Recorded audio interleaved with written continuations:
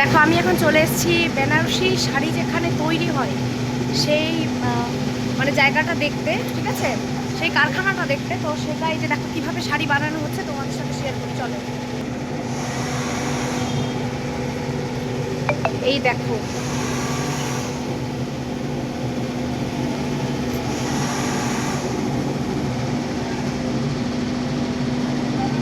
কত সুন্দরভাবে অটোমেটিক শাড়িটা প্রিন্ট হয়ে যাচ্ছে, প্রিন্ট হয়ে যে তৈরি হয়ে যাচ্ছে শাড়িটা।